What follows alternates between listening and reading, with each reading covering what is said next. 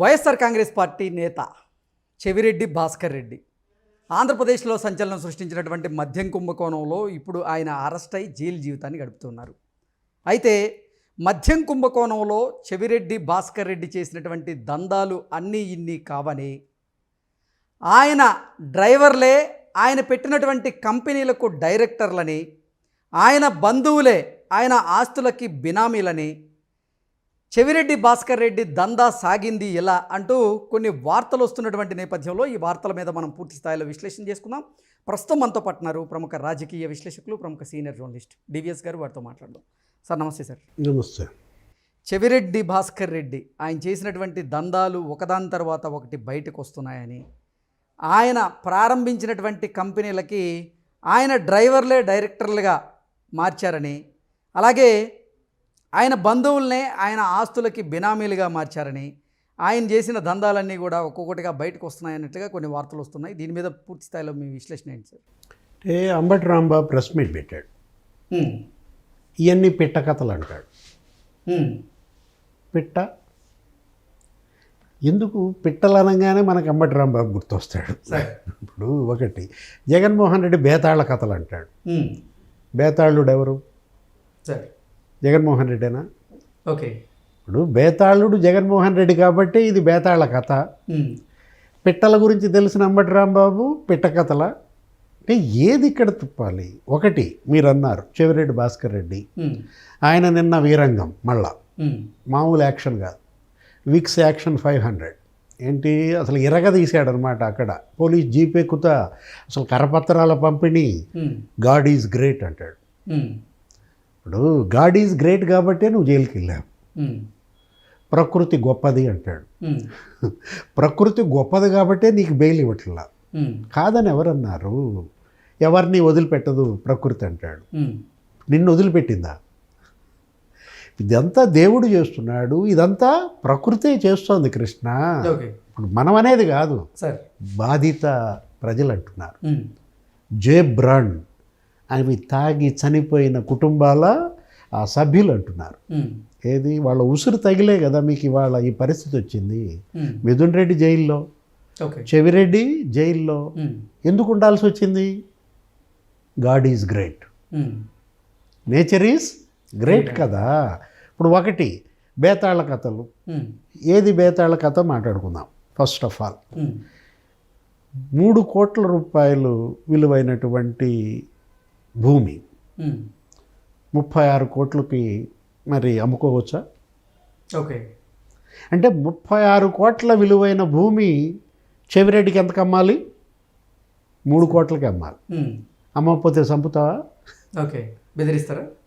ఇప్పుడు 26 కోట్ల విలువైన భూమి 2 కోట్లకి అమ్మాలి.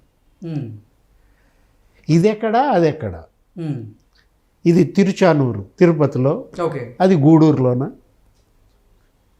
ఇప్పుడు గూడూరులో మొన్న మనం మాట్లాడుకున్నాము. ఎన్ని ఎకరాలు అది? 260 ఎకరాలు. 260 ఎకరాల భూమి 2 కోట్లు కొంటావా? ఎక్కడన్నా ఎవరన్నా అమ్ముతారా? 2 కోట్లకి అతను కొని 26 కోట్లకి 26 కోట్లకు కొన్న అతను 260 కోట్లకి బ్యాంకులో లోన్లు తెచ్చుకుంటారు. ఇది చెవిరెడ్డి సంపద సృష్టి. ఏ కథ చెప్పు? కట్టు కథ, పిట్ట కథ అంబటి చెప్పాలి, లేదు బేతాళ కథ జగన్మోహన్ రెడ్డి చెప్పాలి.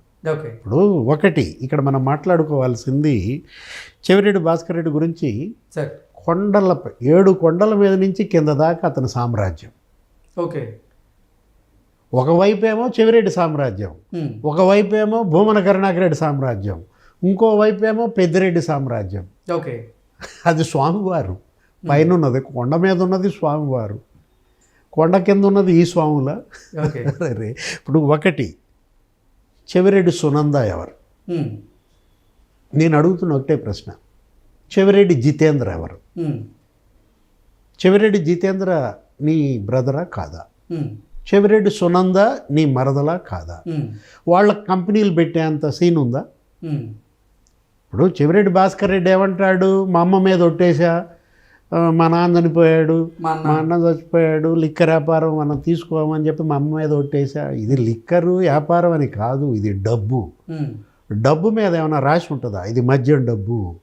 లేకపోతే ఇది భూముల డబ్బు, ఇది ఫలానా గనుల డబ్బు, ఇట్లా దాని మీద ప్రింట్లో ఏమైనా ఉందా?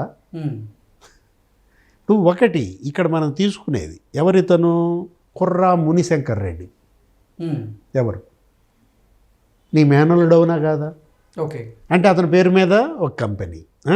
లేకపోతే మునే హరీష్ కుమార్, ఎవరతను? నీ డ్రైవర్.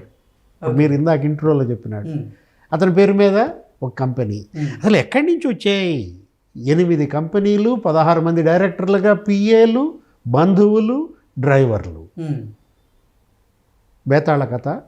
ఈ కంపెనీలు నావి కాదు అని నువ్వు చెప్పగలవా? ఓకే. ఇది కట్టు కథ అని ఎవరంటారు? పిట్ట కథ అని ఎలా చెప్తాడు అంబటి రాంబాబు? ఒకటి ఏది? B1 services, Kurra dairy services, Vinay infra, Harish services, Jitendra infra, Shobha developers, Lata agro services, Naveen infra. Naveen అనగా నీకు తెలిసినాడే, ఎవరు? పిఏ నవీన్. అరెస్ట్ అయ్యి జైల్లో ఉన్నాడు. ఎంత నంబరు? 36, 37, 38 కదా ఈ నంబర్లన్నీ కూడా. చెవిరెడ్డి మోహిత్ రెడ్డి. మనం ఇప్పుడు సిఎంఆర్ ఇన్ఫ్రా అంటే మనం ఏమనుకున్నాం? చెవిరెడ్డి, మున్రెడ్డి, రోసమ్మ, లమ్మ నాన్న పేరు అనుకున్నాం. కొడుకు పేరు కూడా కలిసి వస్తుందంట. ఓకే. సిఎంఆర్ అంటే చెవిరెడ్డి మోహిత్ రెడ్డి. అంటే ఇప్పుడు మోహిత్ రెడ్డి గమ్మత్తుగా ఏం చేస్తున్నాడు? వాయిదాల మీద వాయిదాలు వేస్తున్నాడు. ఇప్పుడు అతను మధ్యంతర రక్షణలో ఉన్నాడు, బెయిల్లో ఉన్నాడు. అట్లాంటి వ్యక్తి ఏం చేస్తున్నాడు? అటెండ్ కావట్లా. అతను బెయిల్ రద్దు చేయండి, ముందు అతను కంట్రోల్లో తీసుకోవాలి, మేము అతను అడగాల్సిన ప్రశ్నలు ఉన్నాయంటే రేపు వస్తాడు, ఎల్లుండి వస్తాడని వాయిదాల మీద వాయిదాలు వేస్తున్నాడు. జగన్మోహన్ రెడ్డి ఆయన కేసుల్లో ఎలా అయితే వాయిదాలు వేసుకుంటున్నాడో అట్టా మోహిత్ రెడ్డి ఫార్ములాకి వెళ్తున్నాడు. ఒకటి కేసిరెడ్డి రాజ్ 92 ఎకరాలు కొన్నాడా లేదా? ఇప్పుడు షాబాద్ మండలంలో సుభాష్ని వాళ్ళ అమ్మ పేరు మీద ఆయన కూతురు ఈష్నానో ఏదో ఉంది, ఆమె పేరు మీద లేదా అతని పేరు మీద ఈష్నా ఇన్ఫ్రా పేరు మీద కొన్నాడా లేదా? కొన్నాడని వాళ్ళు మరి డాక్యుమెంట్స్ ఉన్నాయి కదా సిటీ దగ్గర. ఓకే. కట్టు కథ, పిట్ట కథ, బేతాళ కథ. అరే అతను ఎవరు? సునీల్ రెడ్డి అంట. ఈరోజు వస్తుంటే సాక్షి చదివా. న్యాయవాది అంట, ప్రముఖ వ్యాపారవేత్త అంట.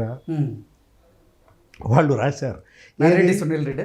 సునీల్ రెడ్డి అసలు రాలేదంట ఆంధ్రప్రదేశ్. జగన్ సీఎంగా ఉన్నప్పుడు ఆంధ్రప్రదేశ్లో అడుగు పెట్టలేదంట. 5 ఏళ్లలో మహా వస్తే 4 సార్లు వచ్చి ఉంటాడు. అతను జగన్కి అత్యంత సన్నిహితుడు అంటారు. అసలు చంద్రబాబుకి అత్యంత సన్నిహితులు ఎవరు? కిరణ్, రాధాకృష్ణ, బిఆర్ నాయుడు అనేది రాశారు. అంటే కిరణ్, రాధాకృష్ణ, బిఆర్ నాయుడుతో పోలుస్తున్నారు ఇతన్ని. ఎవరిని?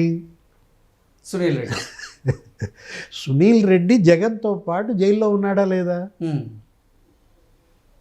ఇప్పుడు జగన్తో పాటు జైలు మేట్ అతను. అతనికి నువ్వు కిరణ్కిను, రాధాకృష్ణకి, బిఆర్ నాయుడుకి పోలుస్తావా?